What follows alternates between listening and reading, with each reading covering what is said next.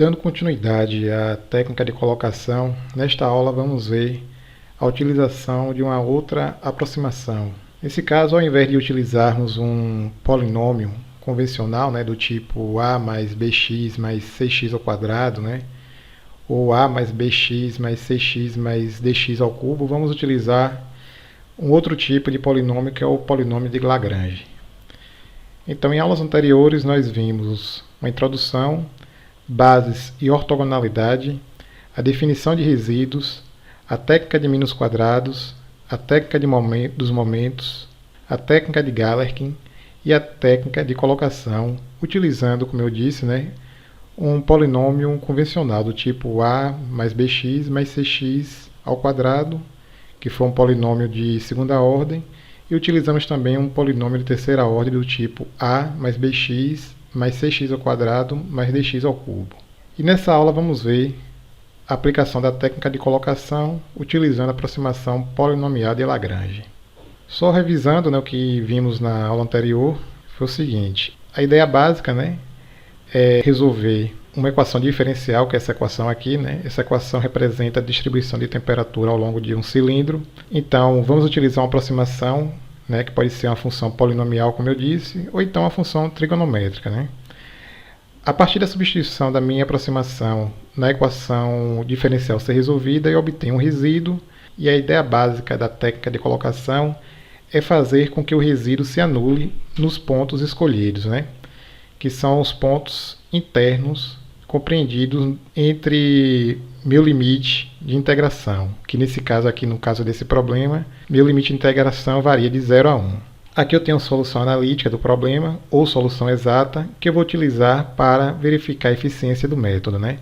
Ou seja, eu vou comparar a solução obtida a partir da minha aproximação com a solução exata e verificar se a minha aproximação consegue descrever o comportamento descrito pela solução analítica. Então, a ideia básica da técnica de colocação é utilizarmos uma aproximação, que na aula anterior eu utilizei uma aproximação utilizando um polinômio desse tipo aqui, a mais bx mais cx ao quadrado, substituir, como eu disse, na minha equação a ser resolvida, obtive o resíduo, escolhi um ponto médio no intervalo entre 0 e 1, que é meu intervalo de integração. O ponto médio dentro desse intervalo aqui é igual a 1,5. Então, substituir na expressão do resíduo, na minha variável independente x, e com isso obtive o valor do meu parâmetro c, que é o parâmetro do polinômio. Ou seja, a técnica consiste em fazer com que o resíduo se anule no ponto interno escolhido. O ponto interno, como eu disse, está compreendido dentro desse intervalo, e tem que satisfazer também as condições de contorno, que no caso aqui são essas condições aqui. Então, no caso da técnica de utilizando o polinômio de Lagrange, ao invés de utilizarmos uma aproximação com um polinômio convencional, vamos utilizar o polinômio de Lagrange. E a ideia básica é fazer com que o polinômio satisfaça as condições de contorno e o meu resíduo se anule nos pontos internos que serão escolhidos. Então, falar aqui um pouco sobre a aproximação polinomial de Lagrange. Os sistemas de equações resultantes da ponderação do resíduo no intervalo analisado apresentam raízes jacobianas cheias.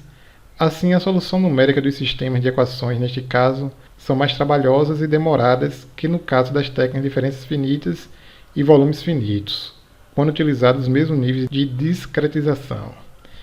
Respostas mais precisas são obtidas com técnicas de aproximação global, possibilitando utilizar níveis de discretização menores que nos outros casos. Uma forma eficiente de simplificar e permitir a implementação mais adequada dos métodos de aproximação polinomial é utilizar a fórmula interpoladora de Lagrange para representar a solução procurada. Dados n pares de pontos xi e f de i, através dos quais se deseja passar um polinômio de grau n-1, a fórmula interpoladora de Lagrange ganha a seguinte forma.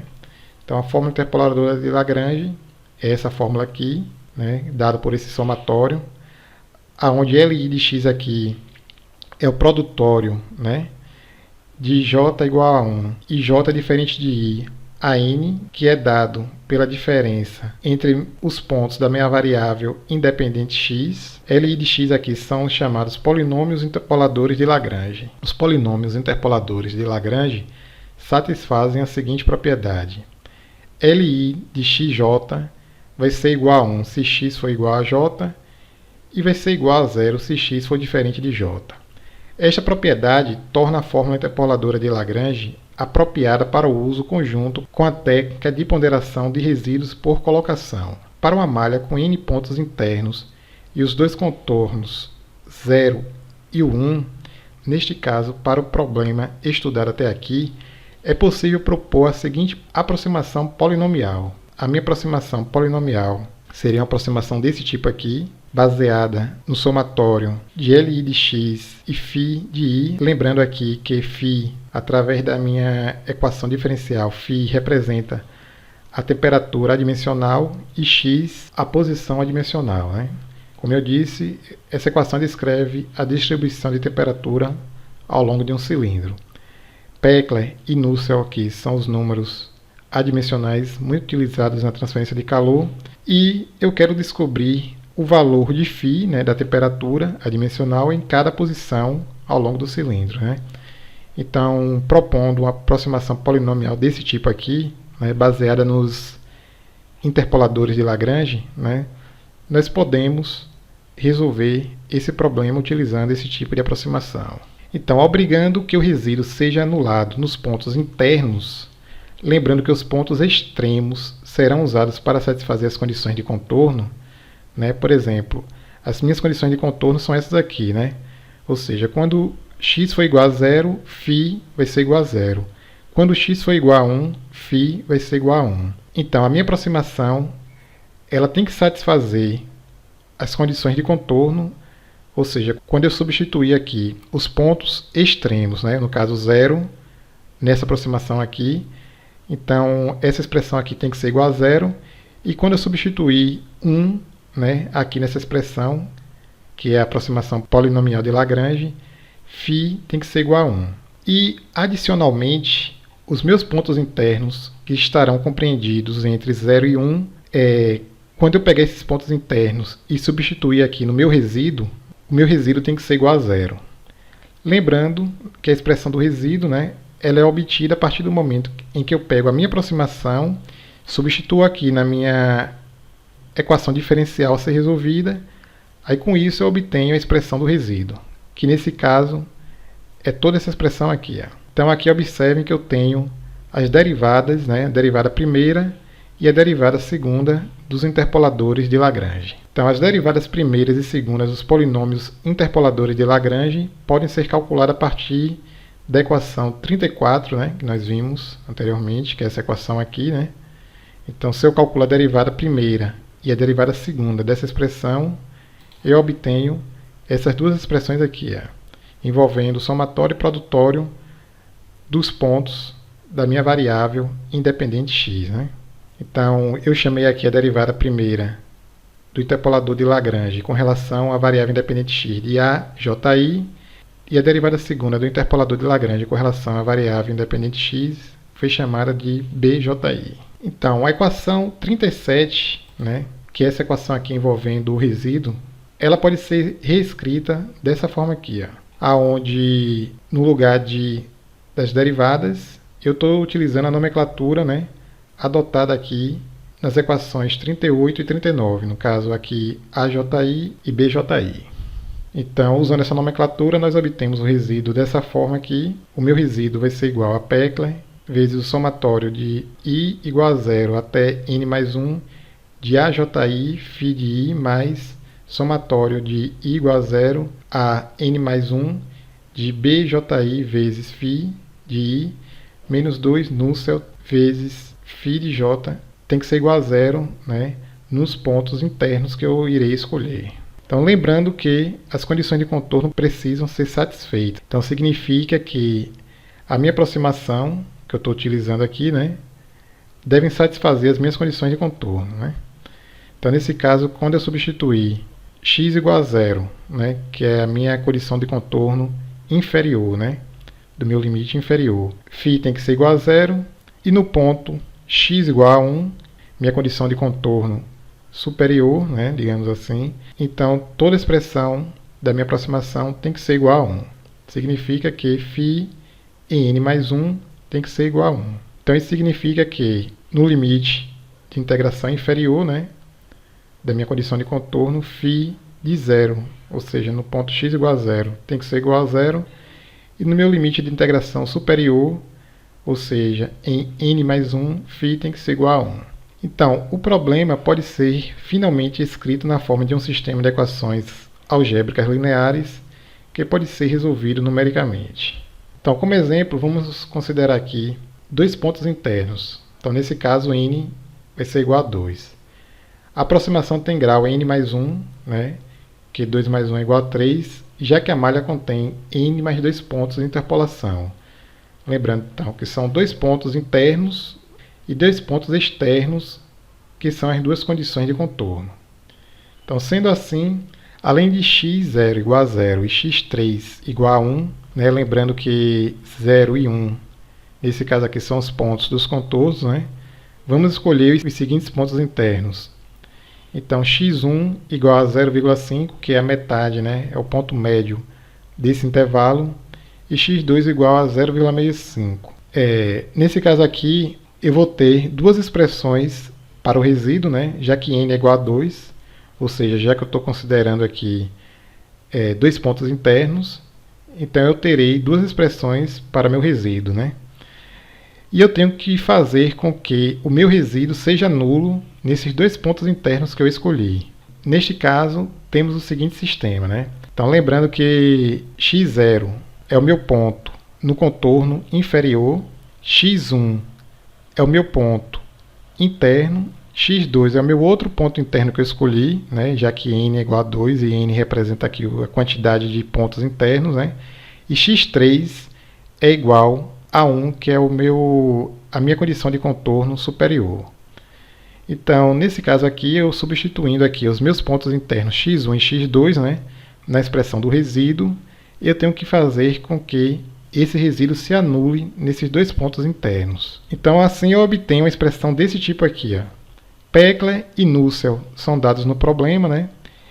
E as expressões envolvendo aqui A10, A11, né?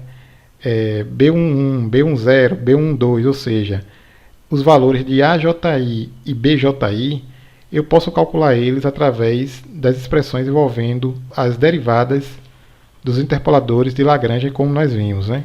Que está aqui representado pelas equações 38, né? Está aqui AJI, e 39, né? BJI. Então, assim, os valores de AJI e BJI, né, calculado por essas equações aqui, dependem dos pontos internos e dos pontos externos, né, que são as nossas variáveis independentes.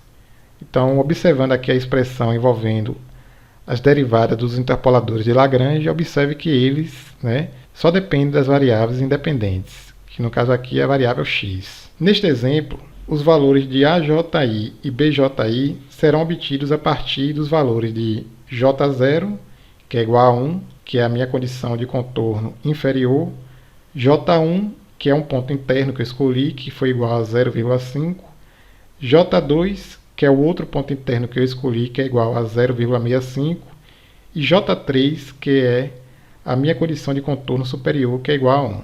Nesse caso aqui, para x0 igual a 0 e x3 igual a 1, que são nossos pontos no contorno, né?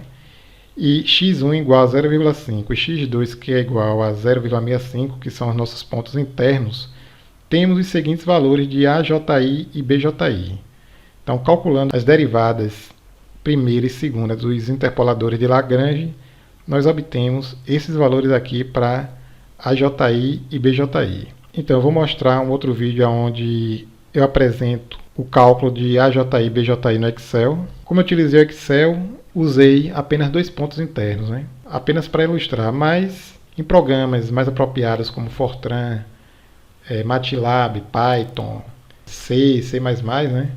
Eu posso implementar o algoritmo, né, para cálculo desses interpoladores mais facilmente, né? Obtendo assim, né, valores para uma quantidade maior de pontos internos. Então, substituindo os valores de AJI e BJI, de Pecla e Nusselt, assim como os valores de φ0 e φ3, né? Lembrando que φ0 e φ3 são obtidos das condições de contorno, né? Como eu apresentei aqui, ó. φ0 igual a zero, né? Ou seja, no ponto 0 a minha temperatura dimensional tem que ser igual a zero, e no ponto 1 a minha temperatura dimensional tem que ser igual a 1. Então, substituindo esses valores nas equações 41 e 42, nós teremos um sistema formado por duas equações e duas variáveis. Então, substituindo todos esses valores aqui, o número de Pecla, o número de Nusselt, o valor de φ no ponto 0, que é a minha condição de contorno inferior, o valor de φ na minha condição de contorno superior, né, que é um valor também que eu tenho. Nessas duas expressões aqui, né, 41 e 42, eu obtenho assim um sistema formado por duas equações e duas incógnitas, né? Então, as variáveis, que são as incógnitas a serem determinadas aqui, serão φ1 e φ2, né? Que são as variáveis dependentes dos dois pontos internos escolhidos. Então, resolvendo o sistema de equações formado pelas equações 41 e 42, nós temos aqui duas situações. Quando Pecla e Nusselt for igual a 1, né? E quando Pecla é igual a 10 e Nusselt é igual a 0. Que são os valores que nós estamos utilizando desde as aulas anteriores. Observe que quando Pecla e Nusselt é igual a 1, a minha aproximação ela consegue, né, prever aqui o comportamento descrito pela solução analítica. E quando eu mudo aqui os valores de Pecla e Nusselt, da mesma forma, a minha aproximação de Lagrange, né, ela consegue também prever aqui o comportamento descrito pela solução analítica. Aqui observe que eu tenho os pontos externos, né, que são as minhas condições de contorno. Então, no ponto x igual a 0, φ é igual a 0, e no ponto x igual a 1, φ igual a 1, né, para as duas condições. E esses dois pontos aqui representam os meus pontos internos, né. Esse método foi implementado no Excel. Então, como o Excel tem as suas limitações, eu utilizei apenas dois pontos internos. Mas o ideal é que, para descrever o comportamento de um dado sistema, né, eu utilize mais pontos. Em muitos casos também vale ressaltar que eu não tenho a solução analítica para poder fazer a comparação, né? Então, considerando esse fato, né, eu teria que usar mais pontos internos.